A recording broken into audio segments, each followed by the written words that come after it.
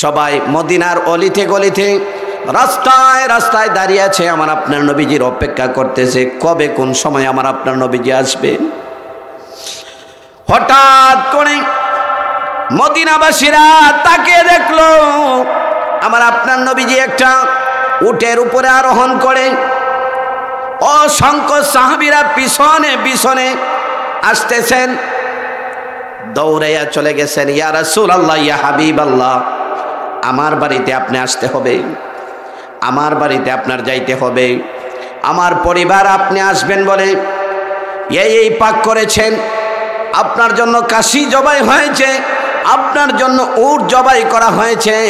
ইয়া রাসূলুল্লাহ, ইয়া হাবিবাল্লাহ, আমার বাড়িতে আপনাকে নিতে চাই, মেহমানদারি করাইতে চাই, আমার বাড়িতে আপনাকে নিয়ে আমার জীবনটা ধন্য করতে চাই। চিৎকার মেরে বলুন না সুবহানাল্লাহ। সকলের আবদার, সকলের ইচ্ছা, আমার আপনার নবীজি কার ইচ্ছা পূরণ করবেন, কার আবদার পূরণ করবেন? আমার আপনার নবীজি যখন মদিনা শরীফের মধ্যে যখন প্রবেশ করবেন, প্রবেশের রাস্তার মধ্যেই মদিনাবাসীরা দাঁড়িয়ে আছে, আমার আপনার নবীজিকে সবাই নিতে চায়।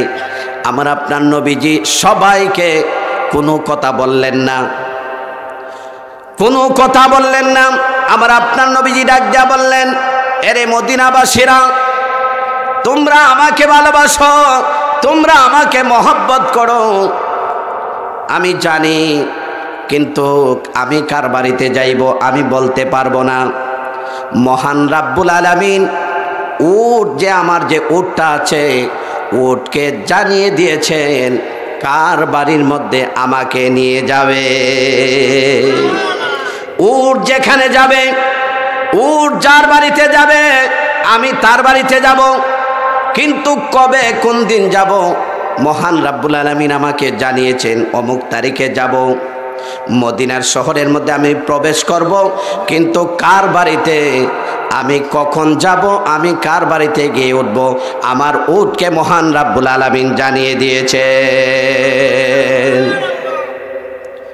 সবাই যখন যাইতেছে আমার আপনার নবীজিকে দেখার জন্য, ওই যে আপনার 400 বিল্ডিং নির্মাণ করা হয়েছে, 13,000 আলেমের যে সর্দারের কাছে চাবি চিঠিটা দেওয়া হয়েছে, স্থানান্তর হইতে হইতে 400 জনের হাত স্থানান্তর হয়ে আবু আইয়ুব আনসারী রাদিয়াল্লাহু তাআলা আনহু উনার হাতের মধ্যে গিয়ে পৌঁছেছে। সুবহানাল্লাহ বলুন। কতজন স্থানান্তর হয়েছে? 400 জন স্থানান্তর হওয়ার পরে চাবিটা কার কাছে গেছে? আবু আইয়ুব আনসারী রাদিয়াল্লাহু তাআলা আনহু উনার কাছে গেছে। তো সবাই নবীজিরে দেখার জন্য যাইতেছে, আবু আইয়ুব আনসারী উনি যায় না। সবাই কয় আমরা সবাই যাইতেছি, তুমি কি নবীরে মহব্বত করো না? কয় হ্যাঁ করি। তুমি কি নবীকে ভালোবাসো না? ভালোবাসি। আমরা সবাই গেলাম নবীরে দেখার জন্য, আমাদের বাড়ির মধ্যে যাওয়ার জন্য আমরা কত আবদার করলাম, কত আফসোস করলাম, তুমি তো একটাবারও যাইলে না। আবু আইয়ুব আনসারী ডাক দিয়া বলছেন, নবীজি কাহারো বাড়িতে যাইবেন না, সর্বপ্রথম এই বিল্ডিং এর কাছে আমার দয়াল নবী আসবেন। চিৎকার মেরে বলুন সুবহানাল্লাহ। কই কি? কারণ তারা তো আর ইতিহাস জানে না। তারা কি ইতিহাস জানে? ইতিহাস জানে না। আমার আপনার নবীজি যখন মদিনা শরীফের মধ্যে প্রবেশ করে, যখন উটের মধ্যে যখন আরোহণ করে, যখন বসে রয়েছেন মদিনার ছোট ছোট ছেলেমেয়েরা রাস্তার পাশ দিয়ে নাতগুলি গাইতেছে, আমার আপনার দয়াল নবীজির চেহারা মুবারকের দিকে তাকিয়েছে। আল্লাহু আকবার। আমার আপনার নবীজি উটের উপরে হয়ে আরোহণ হয়ে তিনি আসতেছেন।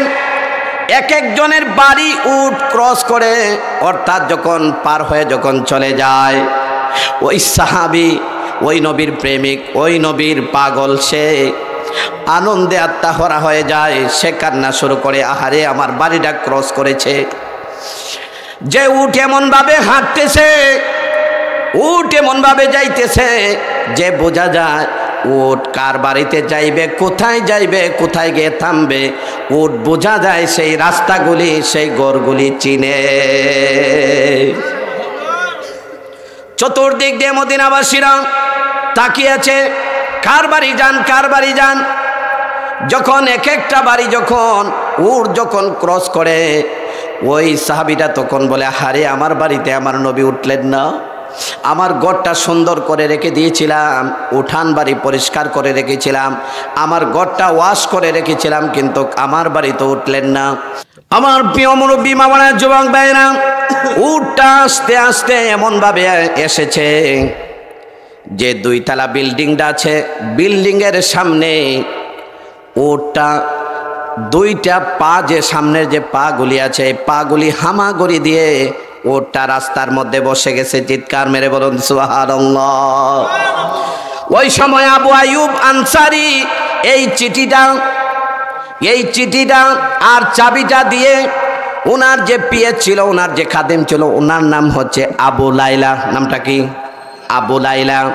উনি চাবি এবং চিঠি নিয়ে যখন আমার আপনার নবীজির কাছে যখন দৌড়ায় আসছেন, আসার পরে ডাক দেয়া বললেন, ইয়া রাসূলুল্লাহ, ইয়া হাবিবাল্লাহ, ধরেন আপনার চিঠি, ধরেন আপনার চাবি, আপনার দস্ত মোবারকের মধ্যে রাখেন।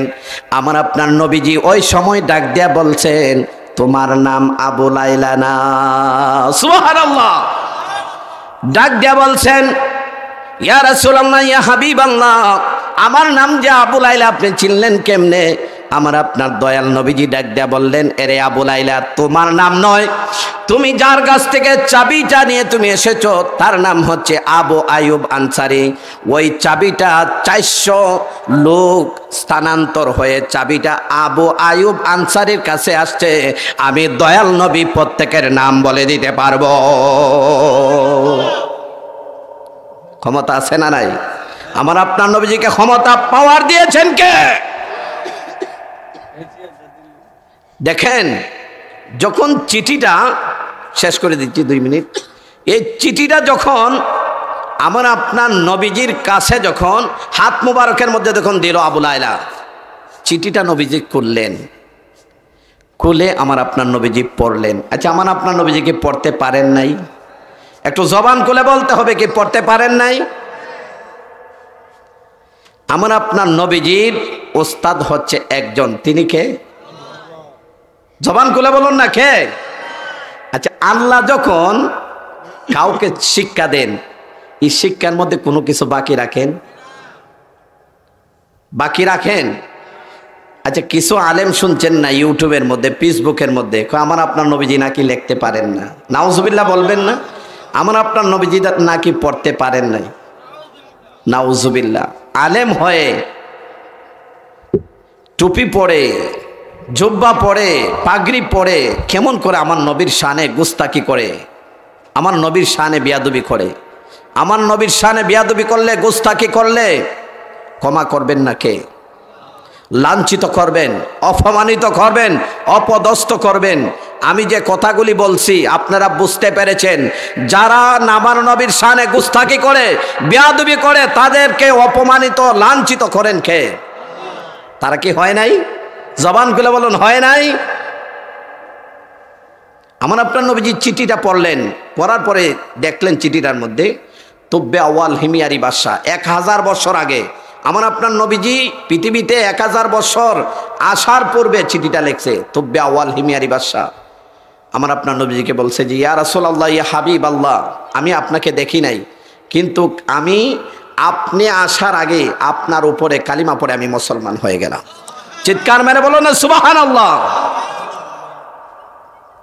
চিঠি পড়লেন, চিঠি পড়ার পরে চাবিটা দিয়ে আমার আপনার নবীজি এই যে 2 তলা বিল্ডিং যে তুব্বে আউয়াল হিমিয়ারি রেখে গেছিল, এই বিল্ডিং এর মধ্যে আমার আপনার নবীজি সর্বপ্রথম প্রবেশ করছেন। বলেন না সুবহানাল্লাহ। যাই হোক, নবীর প্রেম, নবীর মহব্বত, নবীর ভালোবাসা আমাদের অন্তরের মধ্যে রাখার দরকার আছে না নাই? এই নবী বিনে আপন কেউ। এই নবীর প্রেম, নবীর ভালোবাসা আমাদের অন্তরের মধ্যে আমরা যেন সদা সর্বদা লালন করতে পারি, ওই নবীর উপরে দুরূদ পড়তে পারি। আমাদের সকলকে মহান রাব্বুল আলামিন তৌফিক দান করুন।